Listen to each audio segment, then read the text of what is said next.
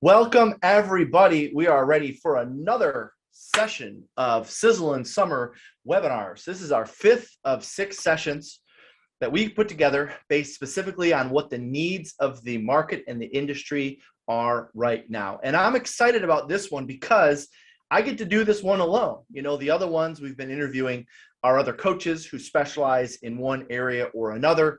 And we've had some great discussions. By the way, if you haven't had a chance to check out those other webinars, you can do so where you signed up for this one, probably gloveru.com/webinar. As you were scrolling to get to this session, you will see the other ones there, and it'll give you the option to watch the replay. We've had a lot of you ask if these are being recorded. Yes, they are. That's where you go find them. So if you want to know about buyer mastery, if you want to know how to go from salesperson to CEO, any of those other 55-minute webinars are there, gloveru.com/webinar. By the way, my name's Jeff Glover. I'm from Detroit, Michigan. Quick little intro, and then I'm going to share some resources. For those of you that are repeat attendees, we love you. Thanks for being on. I'm told that all of these webinars, we've been averaging between 20 and 25% of the attendees as their first time to anything Glover U. So for the 75% of you that have heard this a million times, bear with me for the next few minutes. And of course, for those of you that are on for the first time, thank you for taking a chance on us. We know your time is valuable. Again, my name is Jeff Glover. I'm from Detroit, Michigan. I've been listing and selling real estate for just over 19 years now. I am on the ground with you, selling between 75 and 100 homes per year personally. In fact, over the last decade, I've averaged over 100 sales per year. Our team sells between 900 and 1,000 right here in the great state of Michigan. And everything we share at Glover U is based on not what we did 10 years ago, not what we did 10 weeks ago, what we're doing right now. That's why we believe we are the fastest growing training and coaching organization on the planet, because we're sharing with you real actionable information. Not stuff that we read in a book, not stuff that we read in a Facebook group or heard in a mastermind, stuff we're using and applying right now. And today's particular topic is an exciting one because as the industry progresses, as things change, our value proposition needs to change. The way we present to consumers need to change. And so we're going to talk about building a strong seller value proposition today. And just as important, if not more important, is how to present a strong seller value proposition. Because here's what I find. Agents actually do a pretty decent job if they put time and energy into it in creating a list of things that they do to sell homes. And a lot of times there's a lot of unique things on that list. While the challenge is, how do you present it in a way that the consumer says, yes, I want to list with you? We're going to talk about that today. Before we do, I want to share with you some free resources. Obviously, you're on the webinar today, so you're aware of that. We do free webinars constantly. You always go to gloveru.com to check those out. The next resource I want to mention, if you would, either wherever you're taking notes on your laptop or if you're writing on a yellow pad, I'm old-fashioned, believe it or not, I still use yellow pads. I want you to write down the following for me, please. Write down the number 55444. 55444. And next to that, I want you to write the word morning, MORNING, morning. If you text the word morning to 55444, you will be signed up for my daily message. What is that? Well, every Monday, Tuesday, Wednesday, Thursday, Friday, I send out a text message to all of our followers, something informative, something inspiring, something knowledgeable. A lot of times it's the exact same thing I shared with our team on our call that morning.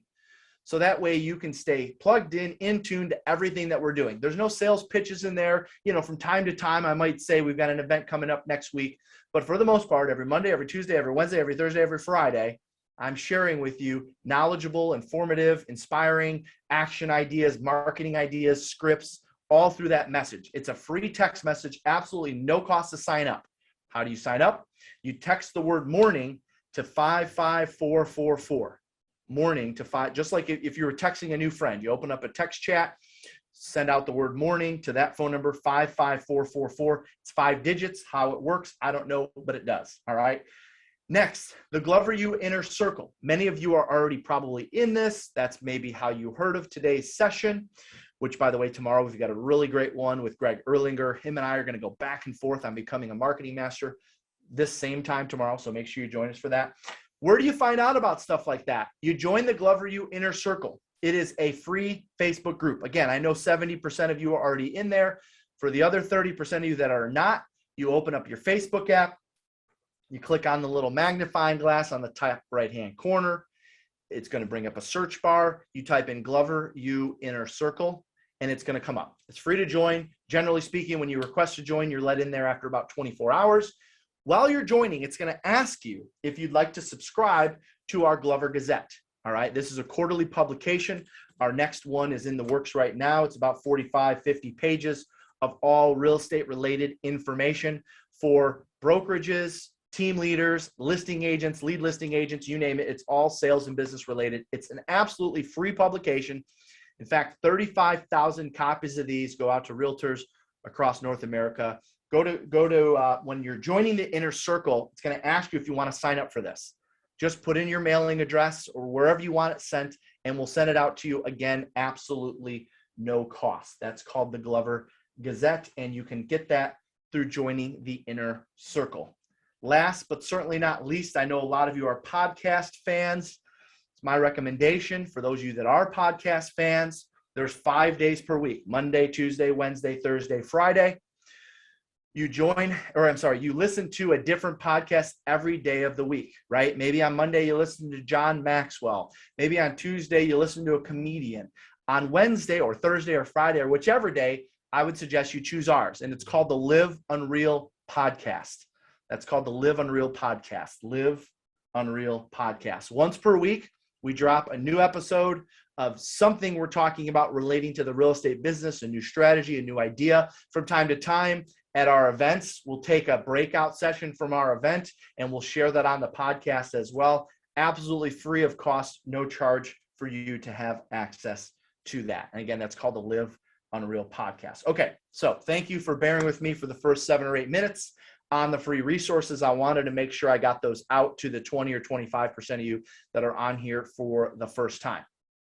Let's get into today's particular topic. So today we're talking about building a strong seller value proposition and creating a situation where you can win more sellers at the table. So this is really actually two-part. I'm going to give you some ideas and strategies for building a strong seller proposition, which I'm also going to share with you ours. And I'm going to give you some scripts and dialogues that you can use to get the consumer to buy into your value proposition so they're more likely to sign with you at the table. So we're going to have some fun with that in just a moment.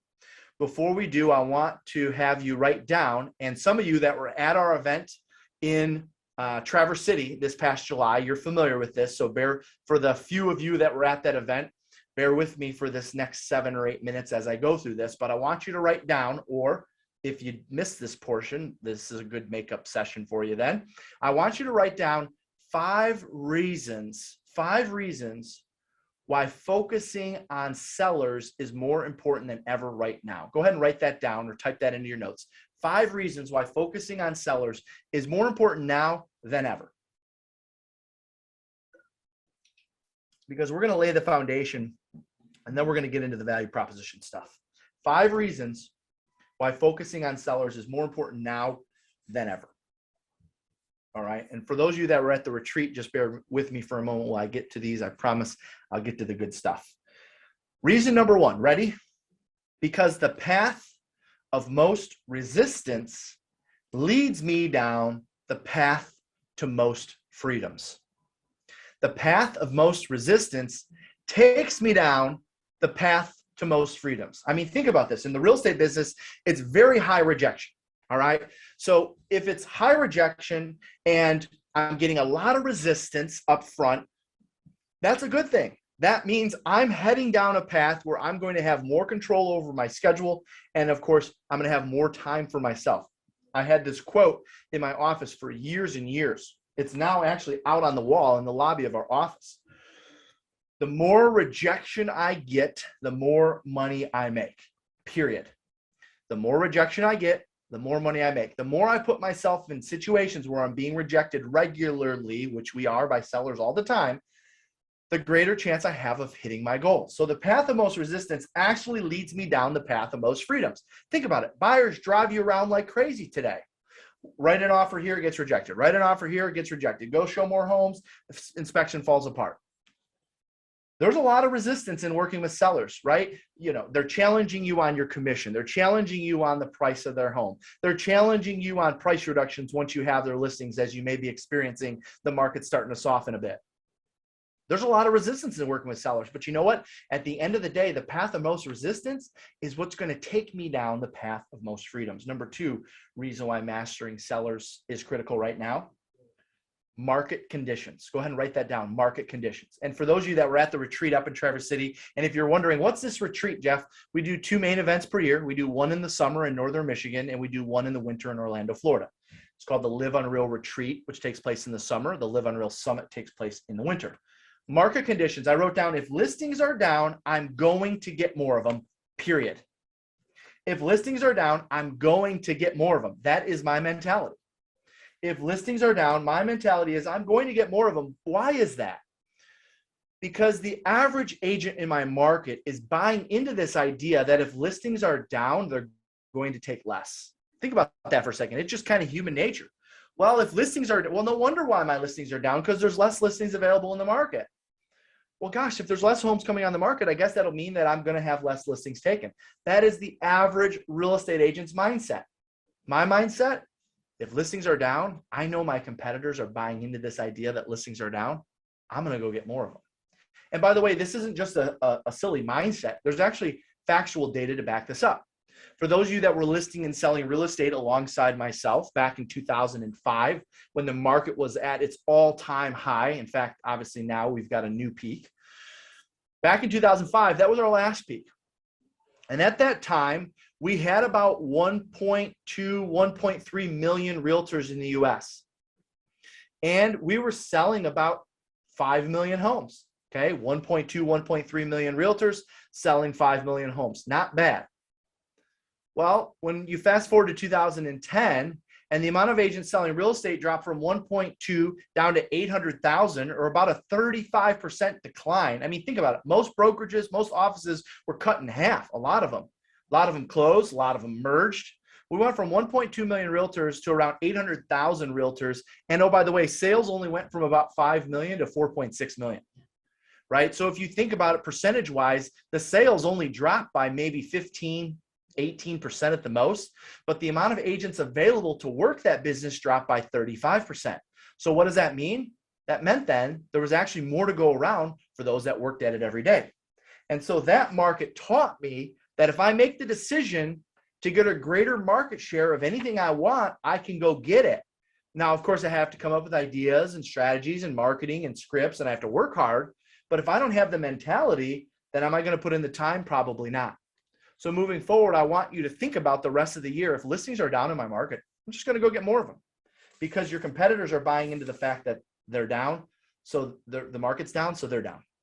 Number three, I wrote down the employer versus the employee. Many of you have heard me share this story, so I'll make it brief. I first got into the business. My broker, Tim Riley, he's no longer with us today, said, Jeff, you have two choices in this business.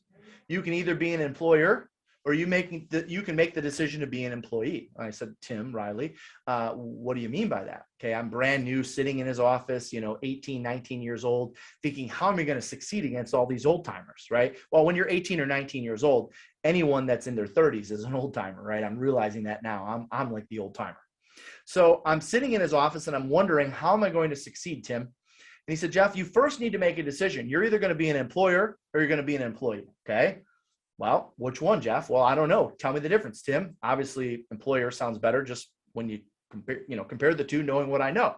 He said, well, the employer works their butt off Monday, Tuesday, Wednesday, Thursday, Friday, from 7:30, 8 a.m. in the morning until 4:35, 5:30, sometimes 6 o'clock at night, every Monday, every Tuesday, every Wednesday, every Thursday, every Friday, to go out and take listing inventory and put it on the shelves for all of the employees to spend their nights, their weekends, their holidays, their otherwise would-be time with family out showing all the inventory of the employers. So Jeff, would you rather be an employer or an employee?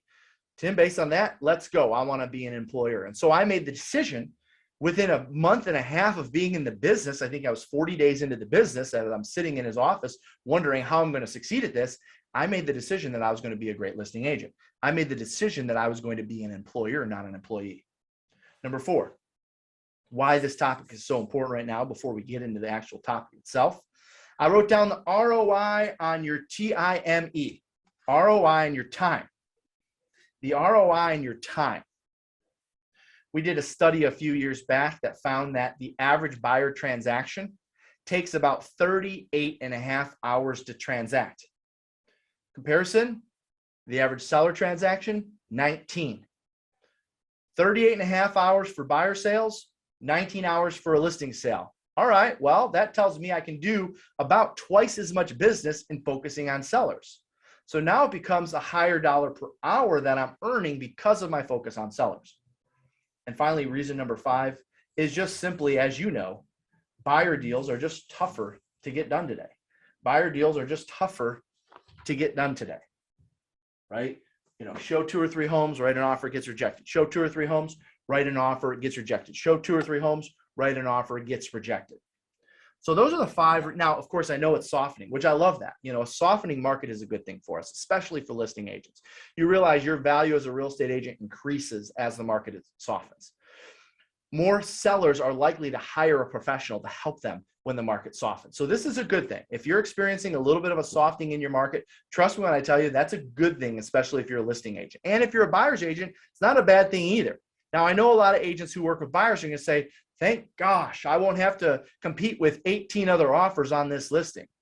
Well, you might not have to compete with 18 other offers on that listing, but you're now going to have to show a lot more homes, right? So there's kind of the catch-22 in that. All right, so those are the 5 reasons why we're having this discussion today. Now let's get into actually building a seller value proposition so more sellers hire you at the table. So wherever you're taking notes, just kind of draw a line or turn to a clean sheet of paper. And we're going to talk about what I call the 8-part sniff test for a value proposition. I call this the 8-part sniff test for a seller value proposition. And then we're going to get into an actual value proposition. I'm going to do a sampling of our value proposition, present a few things to you so you can see how they're presented. Because remember, loud and clear on this, one of your takeaways I want from today to be, doesn't matter how strong my value proposition is, if I'm not presenting it well, it does me no good. And so I'm going to give you a formula of how to present a strong value proposition. So first things first, let's take this 8-part sniff test for your value proposition. So part 1, ready? Be as specific and clear as possible. Be as specific and clear as possible. All right. And we're going to show our value proposition in just a little bit, but when you're presenting your value proposition, I want no more than 2 sentences. All right. I want it to be easily read in a sentence or 2. I want to be able to understand what it is. And I'm going to give you examples in a moment. That's part 1. Part 2, avoid self-serving statements. Avoid self-serving statements. Okay, this is not about you. It is about them. All right, they want to hear all about how what you're doing is going to benefit them. It's a huge mistake that a lot of agents make when they're presenting their value proposition. They share all the features without sharing the benefits. They don't care about the features. They only care about the benefits, and we'll get to a good formula on that in a moment. So part 1, be as specific and clear as possible. Part 2, avoid self-serving statements. Make it about them. Number 3, state how your value differs from others. State how your value differs. They're looking for something different almost always. So without putting down the competition, make sure you're always bringing out ways that yours differs. And you're going to see that in my presentation in a moment. I use things such as others that you may be considering, or the other agents in the market, or other agents out there. Again, you're not putting anyone specifically down. You're not putting anybody down for that matter. You are, however, pointing out how you differentiate. Super important. Number 4, communicate a powerful benefit with a tangible outcome. When presenting your value proposition, make sure it's not just all features. I want to know how this is going to benefit me. How am I going to feel this? What is my tangible outcome or measurable result? This is the 8-part sniff test for a value proposition. Part 5. Create a sense of urgency. Does your value proposition create a sense of urgency? Well, how do I create a sense of urgency in a value proposition? My recommendation is you use a timing analysis. If we have time today, I'm going to give you an example of a timing analysis. Your value proposition must create a sense of urgency. Otherwise, they're going to think they have all the time in the world. Again, in a moment, I'm going to get to an example of that, assuming we have time, which I think we will. That's part 5. Part 6.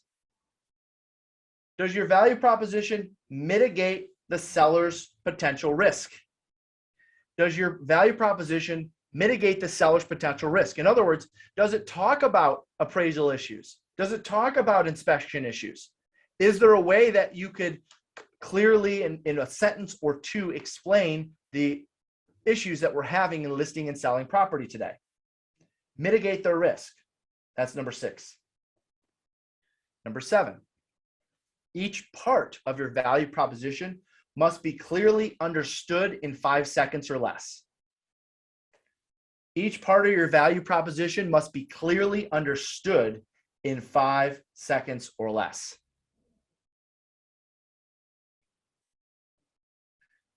And then finally, number 8, does your value proposition establish credibility, and is it proven?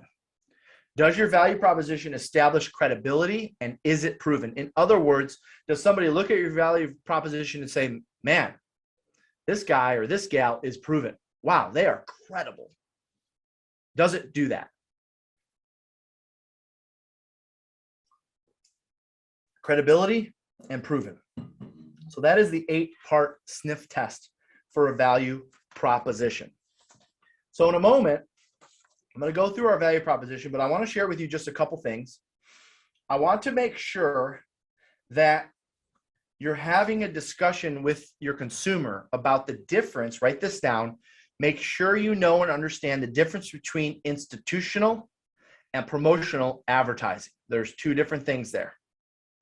Institutional versus promotional. So just write that down. Institutional versus promotional. Why is it important that I cover institutional versus promotional? Well, it's important because a lot of things that you do, or a lot of things that your team does, or a lot of things that your company does are institutional.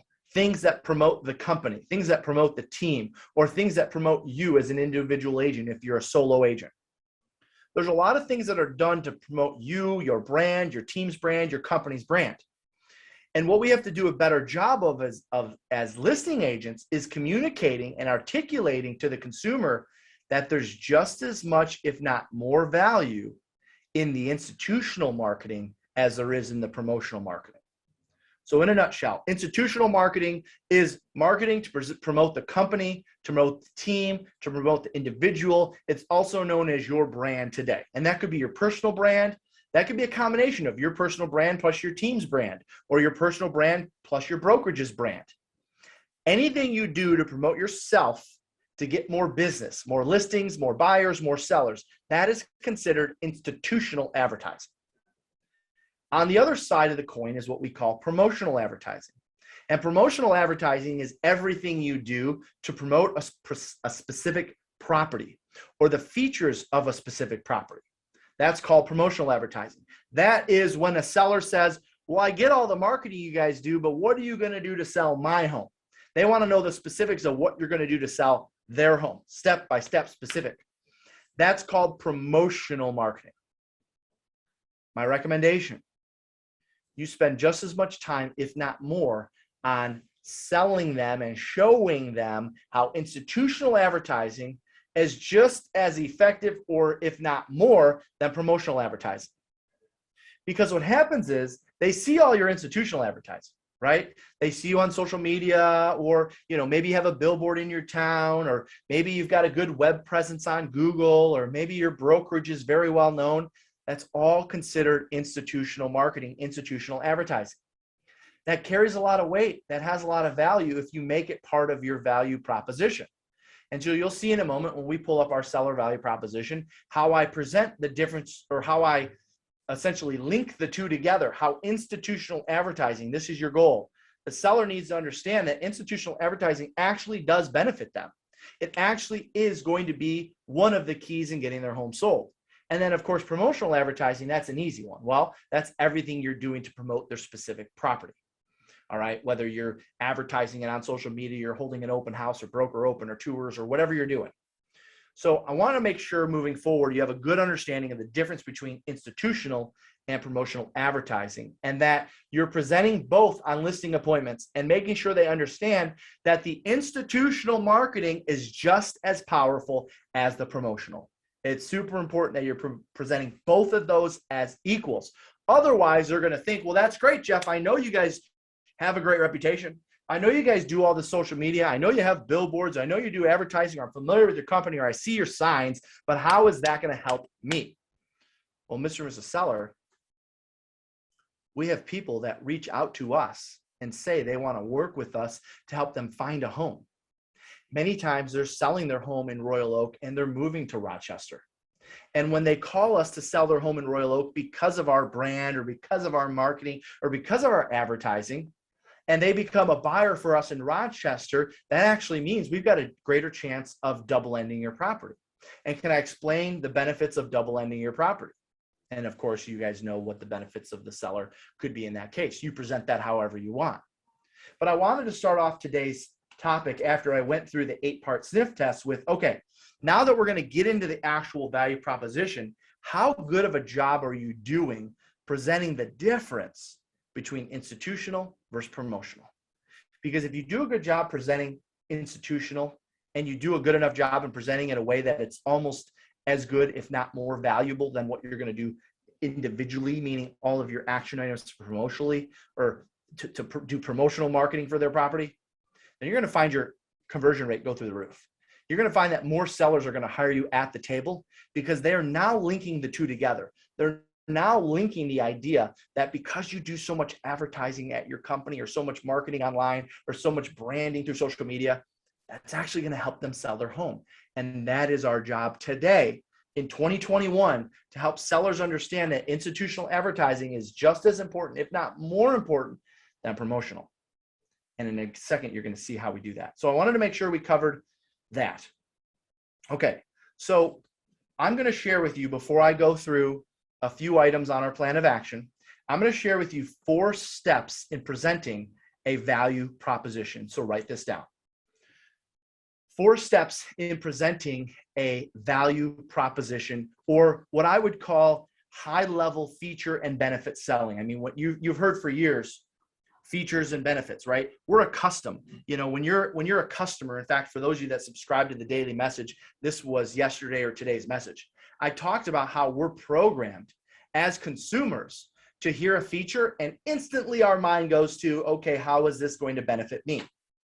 So since we're already programmed to do that, I mean, think about it. Last time you went into an appliance store, or a mattress store, or a furniture store, or even a car dealership, all right, last time you walked into anything retail, or even if you bought online, because I know you're going to say, well, I bought online, so it wasn't.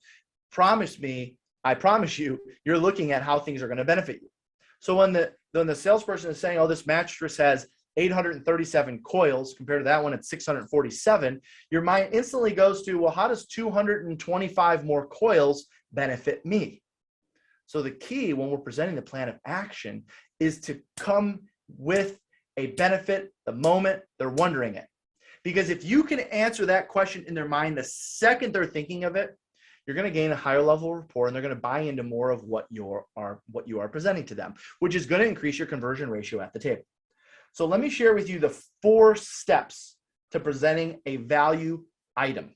4 steps to presenting an item on your value proposition. Ready? Step 1. I want you to write down knowledge. Knowledge. And essentially what I'm doing here is I'm finding out if they have previous knowledge, or if they're aware of what the feature that I just mentioned. All right. So before I go into, I'm sorry, let me restate that. Before I present a feature to them, I want to see where their knowledge is on that particular feature. So step one is knowledge. And just next to that, write the following. Are you ? Have you ? Okay, I'm giving you the steps to present your plan of action. Step one is I want to know their current knowledge or previous knowledge on the subject before I go in to present the feature. I'm going to give you these steps, and then I'm going to share with you a couple of our features and benefits and show you how I present it to a seller. Step one, knowledge, and write down, are you, have you? And I have just written down in my notes in parentheses, familiar with, aware of, heard of, thought of, experienced before. So are you familiar with, or have you heard of, have you experienced before? Have you heard of, have you thought of? Step one, knowledge. I'm testing their knowledge on a feature. Are you, have you, ? Are you familiar with? Have you heard of? Are you aware of? Have you thought of? Have you experienced? Okay, that's step one. And again, I'm going to share with you, and then we're going to put it all together in just a moment. Step two, ready? Write down under knowledge, benefit. Benefit. And this is where you explain the benefits to them. The key to having success, more success at the table than you're currently having right now, is to get into a good dialogue around each and every point in your plan, your listing plan of action. So once I have a listing plan of action, I need to know how to present it. Because more importantly, if you're wondering, well, Jeff, are we going to build plans of actions? Well, first of all, I just gave you some ideas for them. And yes, I'm going to show you a sample plan of action in a minute. But listen to me loud and clear when I say this. Presenting the plan of action is actually more important than the plan of action itself, because that's where so many real estate agents miss the beat. You know, they get the fancy presentations, or maybe it's on an iPad, or, you know, maybe it's digital, or it's a book that they open, whatever. How do you present it? What do you say? What questions do you ask? That is the power. And that's the reason why we're still listing more properties in the state of Michigan today than any other team, because of how well we present our plan of action. By the way, when you're good at presenting your plan of action and you follow this method, they don't ask you to reduce your commission. They don't ask you to cut your commission, because they see the value. So step two, explain the benefits. Step three, ready? Write down belief. Belief. And next to that, I want you to write, could you / do you ? Could you ? Do you ? I'll explain where I'm going with this in a second. Step three is belief. Could you ? Do you ? Ready? In parentheses. Do you see the value in this? Could you see how this would help? Do you understand how this will benefit you? Do you see the difference here? Could you see how this would drive more traffic? Do you see how this could lead to multiple offers? Step three, belief. Could you? Do you? And I have in parentheses, see the value, how it would help, understand the benefit, could you see the difference, etc. That's step three. And step four, finally, tie down. Tie down. Also known as a soft close. Tie down. Also known as a soft close. Step four. And just like I had you write next to belief and benefit and knowledge, I want you to write in support of ? Okay with ? Agree with ? In support of ? Agree with ? Okay with ?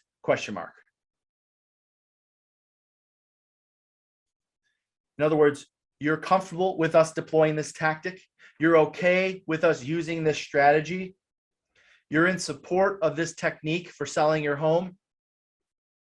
You're okay with this idea or this marketing piece or this strategy or this social media. You're okay with that.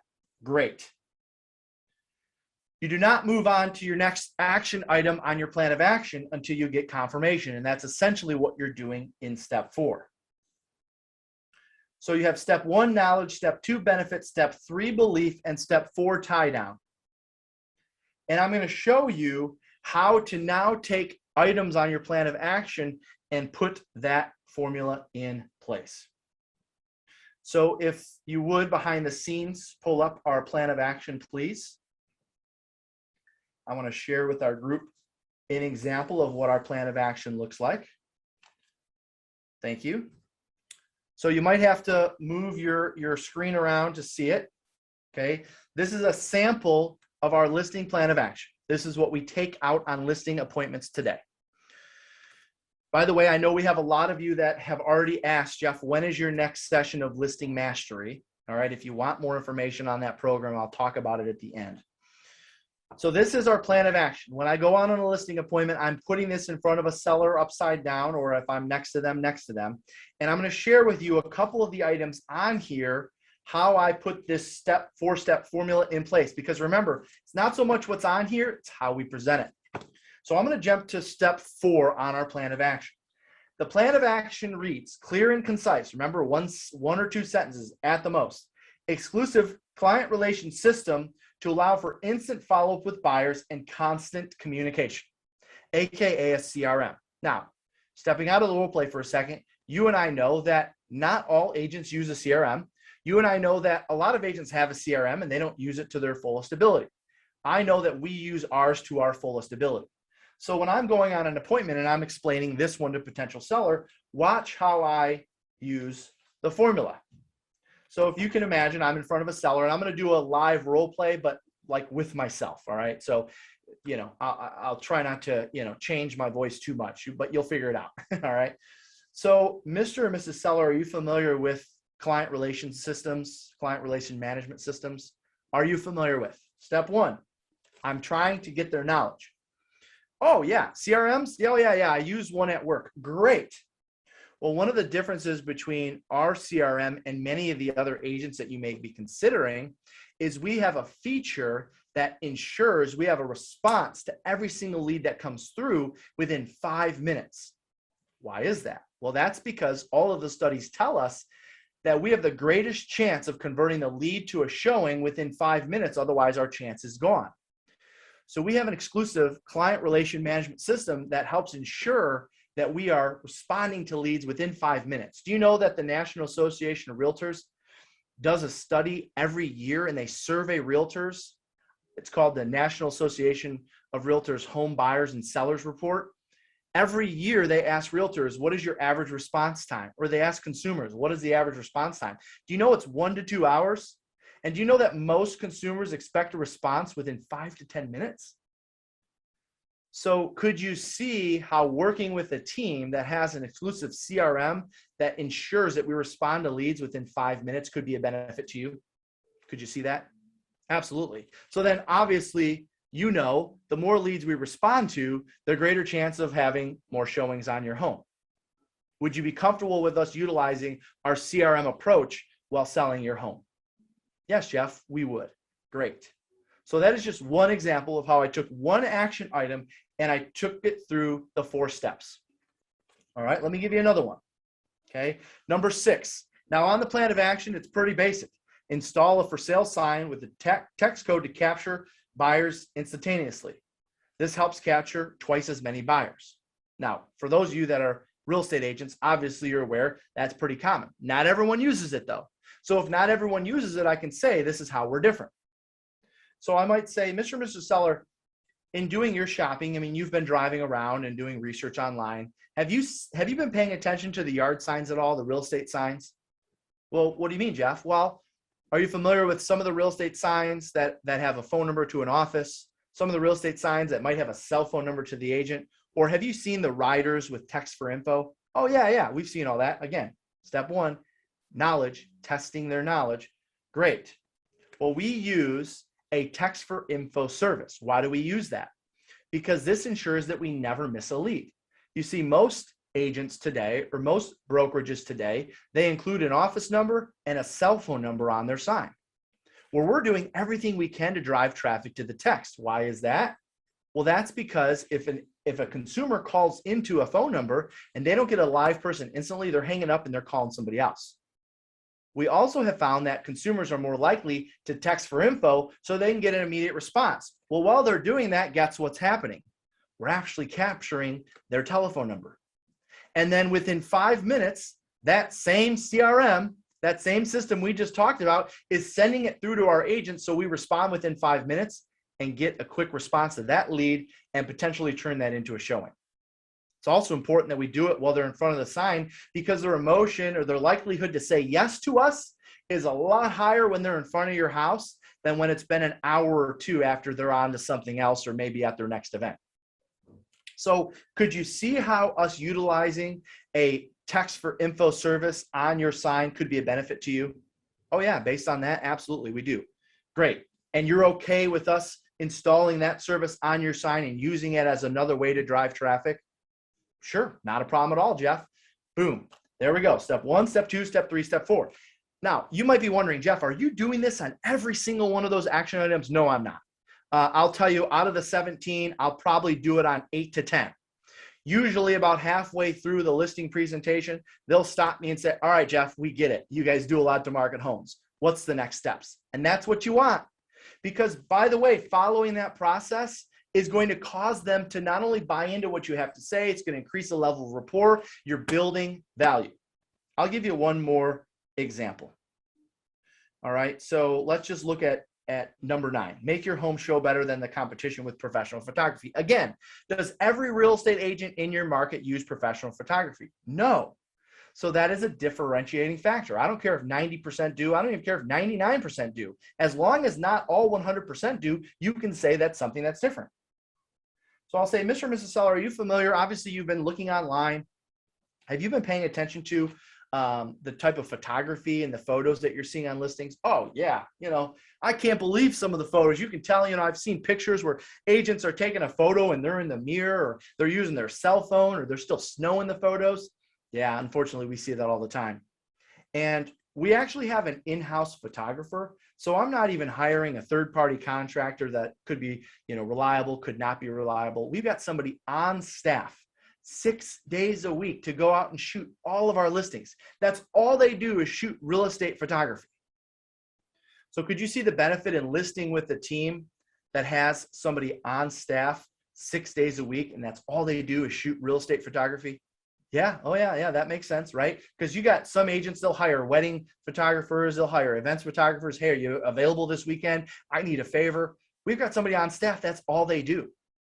So you're comfortable with us using our on-staff photographer to shoot your home? Yeah, sure. And are you okay with, drone and taking photos of above and all that? Oh yeah, we'd love that. Yeah, you've got a great view out by the lake. That's going to show great. We actually will probably take the drone around the whole lake. That is always helpful in getting homes sold. You're comfortable with us using that technique? Yes, we sure are. I'm getting confirmation every single time on every single action item. The more confirmation I have, the greater value I'm building. The greater value I build, the more likely they are to not only sign with me, but not question the commission I'm charging, because they see the value. So that is the 4 steps in action. Down at the bottom of this particular page is the home sale timeline. When I'm going on a listing appointment, I am not leaving without presenting this. Why? Because this creates urgency. You have to understand, when you go on appointments today, they are just assuming that this process is going to happen quickly. And when they sign with you, they're going to be moving in like a week or 2. So I make sure to always, whether I got the listing or not, present this. So I want to talk about Mr. and Mrs. Seller. Obviously we're here today. It's the 17th of August. And assuming you're comfortable with everything I have to say, we'll sign an agreement today. I do have all the paperwork ready to go. By the time the listing goes live, could be 3 to 5 business days, but by the time the listing goes live, we'll need about a week to prepare the photos, the ads, the marketing, and so forth. I'm sure you're hearing that listings are selling quickly. We probably will have an agreement on your home 7 to 10 days. I'm actually writing in dates of all of these things as when I think they'll happen. And oh, by the way, Mr. and Mrs. Seller, did you know right now it's taking about 35, 40 days to get to a closing table? No, I didn't know that. So sign an agreement 8/17. Listing goes live, let's just say 8/22. All right, we accept an agreement, let's just call it 9/1. It took 8 days to sell it. we're not actually closing until probably 10:10, 10:15 to be safe. And oh, by the way, I can usually get you about 30 days in the home after closing, which would put us at the middle of November. So Mr. and Mrs. Seller, by agreeing to hire me today, you're actually not moving until mid-November. So I know a lot of times people say, well, if we sign with Jeff, it's going to sell fast. We read all of his reviews online and everyone's talking about how fast his homes sell. Even signing today with how fast our homes are selling, you're actually not moving until November. So you got a little bit of time. Now, why do I present that on every single appointment? Because it creates urgency. It removes an objection. What is a common objection we get? Well, we need some time to get our stuff in order. We need some time to get our house ready. We need some time to decide what we want to do. You got all the time in the world. I just showed you how you have all the time in the world. And so that is part of my value proposition, explaining this portion. We call that the timing analysis. This particular document is our listing plan of action.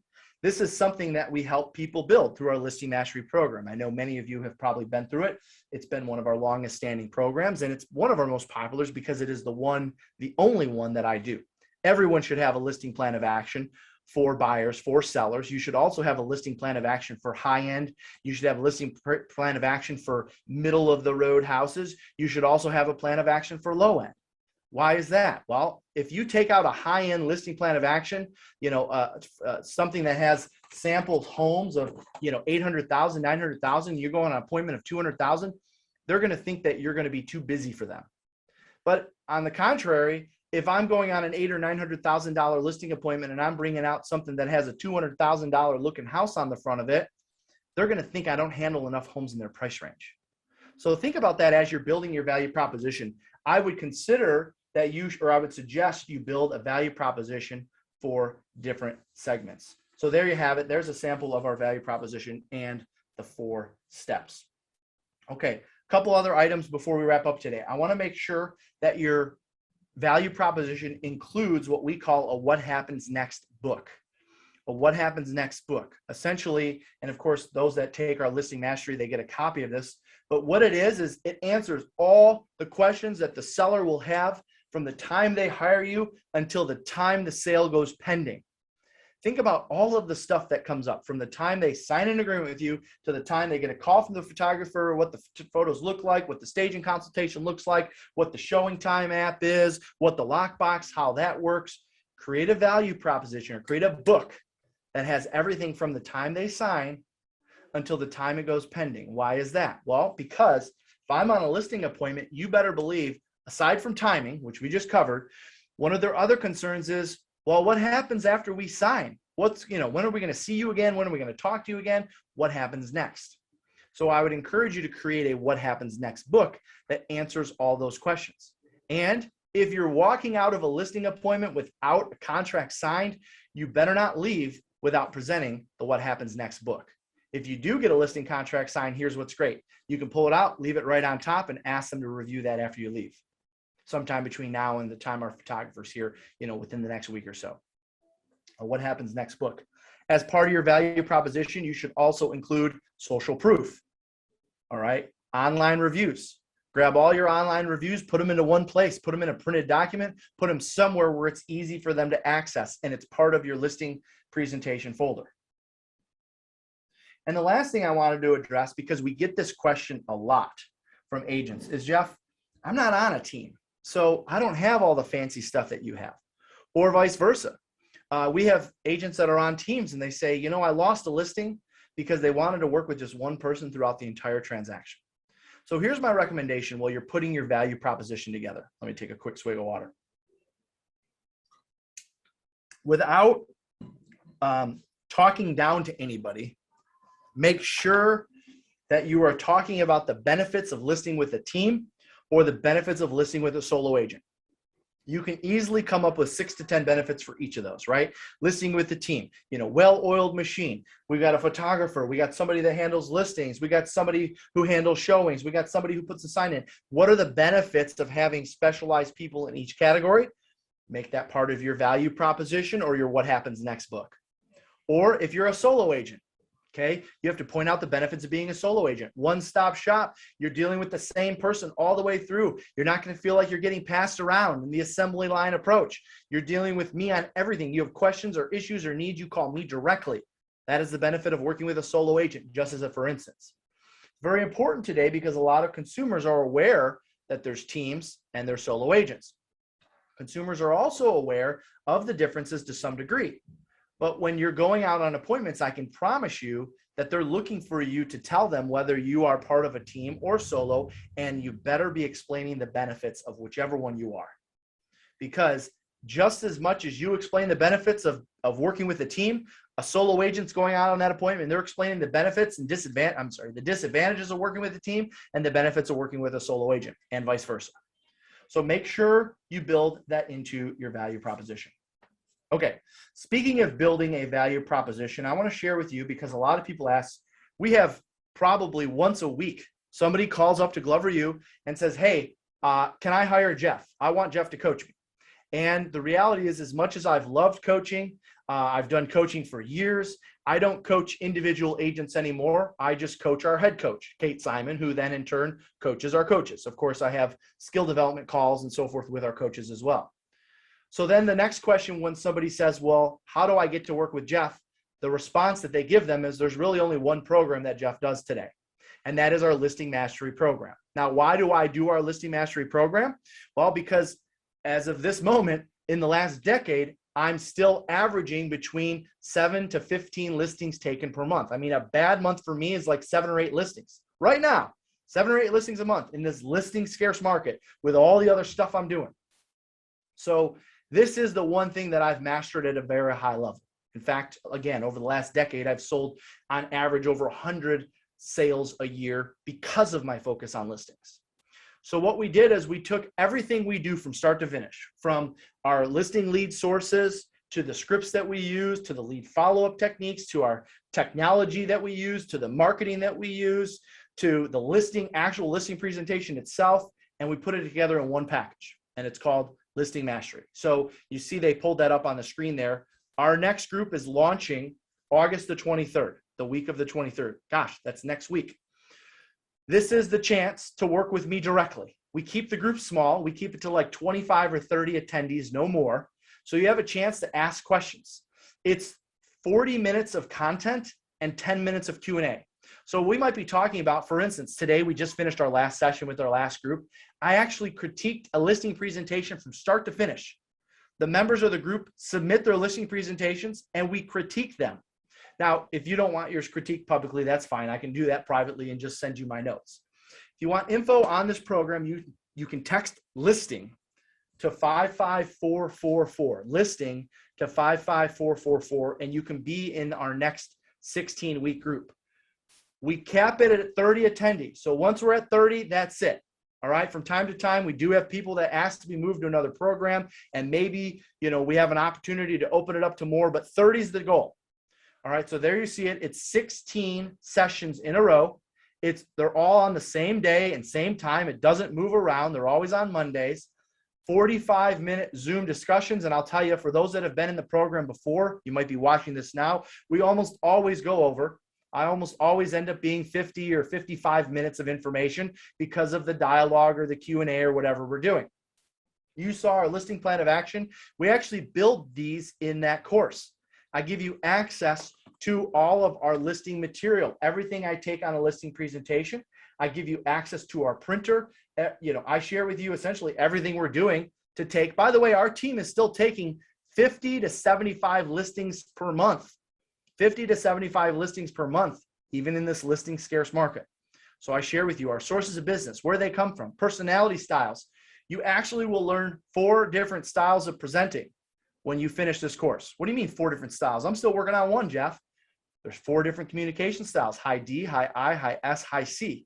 You're going to learn how to communicate with each one of those at a higher level, overcome every single seller objection they can give you, and most importantly, especially today, helping to have the seller understand price and costs related to price so that they sign with you without asking you to cut your commission. And if they do, we've got a bunch of handlers for that you'll master as well. So it includes all that other stuff that you see on the screen there. If you want to be a part of that group, or if you just have questions, you text the word listing to 55444. The same phone number that you texted morning to get on the morning text messages, Monday, Tuesday, Wednesday, Thursday, Friday. So text listing to 55444. We start next week. If you have questions, that will answer your questions because it'll give you the breakdown. As you can see there, everything is online on gloveru.com under our programs. You go to gloveru.com to learn more, or you can sign up just by texting listing to 55444. That is the only program I do. For those of you that are wondering, how do I get coached by Jeff? That is it. All right. And don't get me wrong, I'm always bringing bonus material and other things. Hey, we shared this with our team today. So it's more than just listing mastery. I mean, it really is professional salesperson mastery, because as you probably figured out by now, I'm pretty passionate about that. So we'll see you in that program. And if we don't see you in that program, no matter what, make sure you join us tomorrow at this exact same time, where Greg Erlinger and I are going through all of the steps to becoming a marketing master, not just to buyers, not just to sellers, creating a brand and mastering marketing through social media, through online, through print, through media, through TV, through billboards. We're covering that tomorrow at noon Eastern Standard Time. You go to gloveru.com/webinar, same place you went to register for this. We'll plan on seeing you guys all tomorrow, and many of you next week for Listing Mastery. Make it a great week. See you guys.